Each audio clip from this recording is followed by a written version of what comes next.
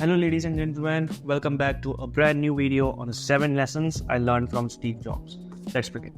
Lesson number 1. Passion is more important than paycheck. Most people pick a career for the money. Steve Jobs picked one that made him forget to eat. He dropped out of Reed College after one semester. He had no degree, no plan.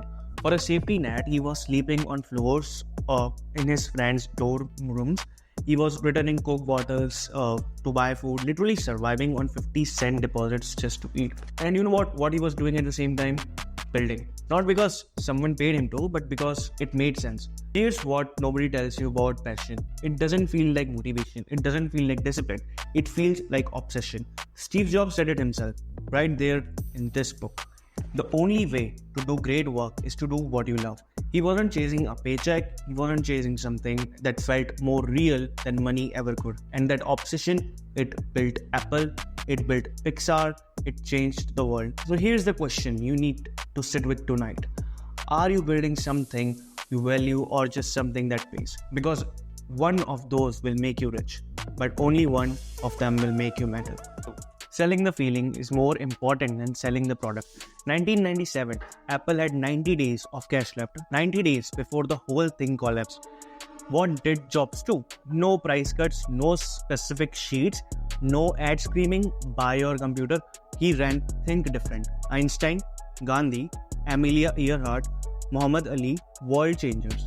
Not one product shown, not one price mentioned, just 12 words. Here's to the crazy ones, the misfits, the rebels, the troublemakers. That campaign saved Apple. Not because it added more computers, because it sold identity. And this is the most expensive mistakes I see founders make right now. You are selling your product when you should be selling your customer's identity. Nobody wants to wake up to buy a software. Nobody wakes up wanting a supplement, a course, a service. They wake up wanting to feel smarter, stronger, ahead, like they made the right call, the right decision. Your ad is not the product page, it's a mirror. It shows your customer who they become when they buy your product. Apple didn't say, here's a fast computer. Apple said, you are the kind of person who thinks different, and people paid a premium to believe about themselves.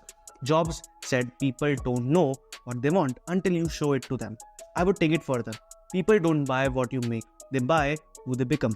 So before you launch your next campaign, answer one question. How does your customer describe themselves after they buy from you? Build the ad around that feeling, that identity, that transformation. Simplicity is the hardest thing. This is my lesson number 3. Steve Jobs once delayed an entire product launch because the packaging had too many steps to open it. That's not perfectionism, that's obsession with simplicity. And that's exactly why Apple makes so much money just with its packaging. Here's what nobody wants to admit. Complexity is a hiding place. You add more features because you are scared one isn't enough. You write longer copies because you don't trust your offer. You build complicated funnels because you don't believe in a straight line. Jobs did the opposite. He walked into a product meeting and stripped everything back. Not add, remove. And people would fight with him for this. He would say no, fewer, simple again. Johnny Ive talks about how Steve Jobs would hold a product and ask, can we lose this? Do we need this? What happens if we take away this? That is the question. That question is alone in worth millions. Because simplicity isn't lazy. Simplicity is the hardest decision you will ever make in your business. It means trusting that one thing done perfectly beats 10 things done adequately. One clear offer beats 5 confusing ones. One powerful hook beats a paragraph of context. One product that solves one pain deeply, completely, that's a business, that's an infrastructure. So here's the challenge. Look at what you are building and ask what Jobs would have asked every single day. What can I remove? Because that answer might be the most valuable thing you ever create. If you are loving the 7 lessons from Steve Jobs, I actually recorded a podcast about the biography of Steve Jobs with my partner Sir Humphrey Huffington. It's my bedtime profit tale podcast that comes every second Thursday every single month. So this month is for Steve Jobs and the podcast is live now on Spotify and Apple Podcast. Scan this QR code and listen to it. It's amazing. Lesson number 4. Getting fired was the best thing that happened to him. Apple fired Steve Jobs in 1985. The company started in his parents' garage with his own hands. They voted him out of his own vision. And for a moment, he was completely lost. He said it himself. He felt like he had failed publicly, like everything he built had been taken, like he had let down an entire generation that believed in him. But then something shifted.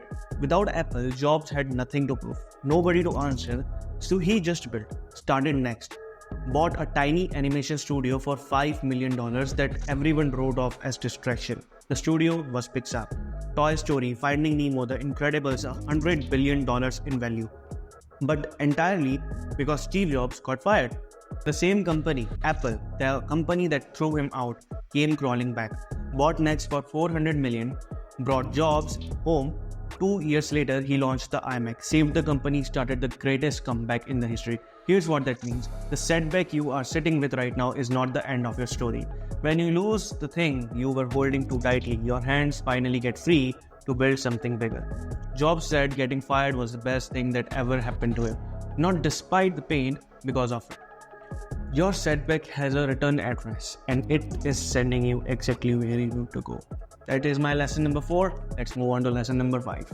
There is no word as impossible. Steve Jobs told his engineers to build something in 30 days. They said it would take a year. Physically, technically, logistically, this was impossible. He looked at them and said, I need it in 30 days. They built it in 30 days. His team had a word for what Steve Jobs did to people. The reality distortion field.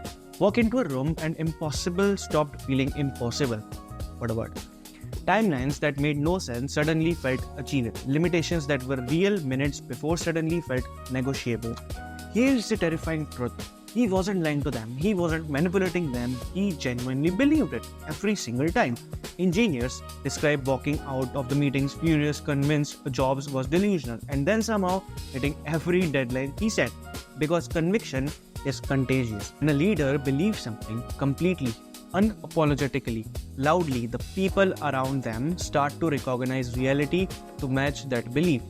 The lesson most founders miss this entirely is you think your job is to be realistic. Manage expectations, soften the timeline so nobody gets disappointed. Let me tell you, that's not your job. Your job is to believe so hard that it's impossible for your team to have no choice but to catch up.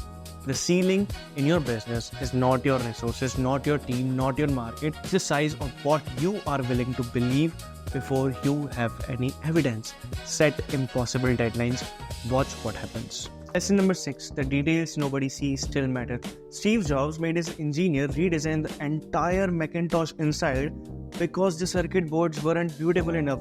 Not the outside, the inside. The part that's sealed behind plastic, the part that no customer would have ever touched, see or know existed. His engineers pushed back hard. Nobody is ever going to see this, Steve. It doesn't affect the performance. Not one customer will even open the machine and look at the circuit board. He said, I know. That was enough. Steve Jobs talked about his father. His father teaching him as a boy to finish the back of a fence properly, even the side fencing of the wall, even the part nobody sees, because you know. And that knowing is worth everything. It's all about what you know. Here's why this matters for your business right now.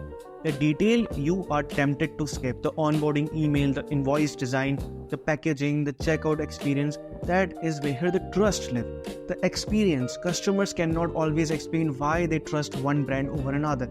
You just feel it. And cheap brands cut corners in the dark. Prestige brands obsess over them because the standard you hold when nobody is watching is the actual standard of your business. Not the pitch deck, not the feed, the circuit board that nobody sees. That's rhythmic, I think, yeah. So, ask yourself right now, what is the back of your fence looking like? Because somewhere, somehow, your customer always knows. Lesson number 7. Your taste is your competitive advantage. Steve Jobs dropped a calligraphy class in college after he had already dropped out. No credits, no degree, no reason to be there. Zero business sense. 10 years later, the Macintosh became the first computer in history with beautiful typography, multiple fonts, proportional spacing, calligraphy on a screen. The useless class that changed personal computing forever. He studied Buddhism that showed up as minimalism. He studied design that showed up as every product Apple ever made. Same restaurant, same clothes, every irrelevant decision eliminated so that he could pour everything into ones that mattered. Nothing looked like business, everything became the business. Jobs said you cannot connect the dots looking forward, only backward. You have to trust that they will connect. But here's what most people get completely wrong. They read about Steve Jobs and think the lesson is be difficult, be demanding, be smartest in the room. That's not it. The lesson is care. Ferociously, inconveniently, irrationally, care. Care so much that mediocre doesn't occur to you as an option. Care so much that you study calligraphy for no reason. Care so much that you redesign the circuit boards nobody sees. Care so much that 90 days from bankruptcy your ads with no product just to protect the soul of your brand. Average is a choice. What happens when caring becomes optional. Jobs never made it optional. Neither should you. Care more than everyone think is reasonable, and then care more than that.